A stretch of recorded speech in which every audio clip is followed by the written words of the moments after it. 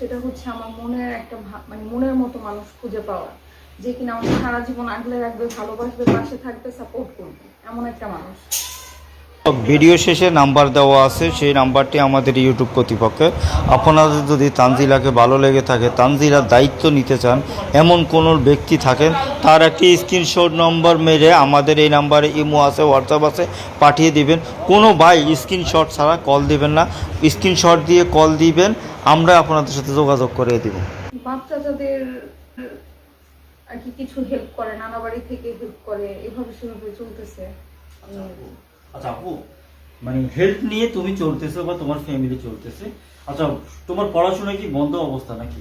বন্ধ হওয়ার মতোই অবস্থা হয়ে দাঁড়াইছে, এখন আসলে খুবই কষ্টে আছি, পড়াশোনা বন্ধ হওয়ার মতো অবস্থায়। আচ্ছা আপু, মূল বিষয় আমাদের এই মিডিয়ার সামার আসার উদ্দেশ্যটা কি সামনে একটু বলবেন? আপনাদের সামনে আসার একটাই উদ্দেশ্য, সেটা হচ্ছে আমার মনের একটা মানে মনের মতো মানুষ খুঁজে পাওয়া, যে কিনা আমাকে সারা জীবন আগলে রাখবে, ভালোবাসবে, পাশে থাকবে, সাপোর্ট করবে, এমন একটা মানুষ।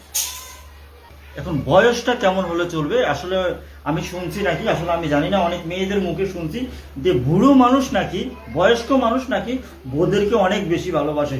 সেই ধরনের কেউ যদি তোমার কপালে আইসা পড়ে, সেই ক্ষেত্রে কি করবা? সেই দিক থেকে আমার মনের সাথে মন মিললে আমি অবশ্যই তাকে অ্যাকসেপ্ট করবো। তাই? জি, সত্যি বলছেন? অবশ্যই। আচ্ছা আপু, শুধু ভালোবাসাটাই ভরপুর থাকতে হবে। তাই? টাকা পয়সা? টাকা পয়সা যেমন তেমন আমার চলবে, কিন্তু আমাকে ভালোবাসতে হবে, আমার পাশে থাকতে হবে।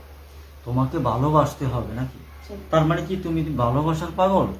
অবশ্যই, হ্যাঁ। অবশ্যই। আচ্ছা আপু, কোনো ভাই যদি প্রবাস থেকে দেখে তোমাকে হয়তো বা ফোন করে আমাদেরকে বা আমাদেরকে কমেন্ট করে যে আপুর সাথে আমি যোগাযোগ করব বা আপুর সাথে কথা বলবো, যে আমি হয়তো আপুকে বিদেশ নিয়ে যাব, সেই ক্ষেত্রে কি করবে? অবশ্যই সেটা আপনাদের মাধ্যমেই যোগাযোগ করতে হবে।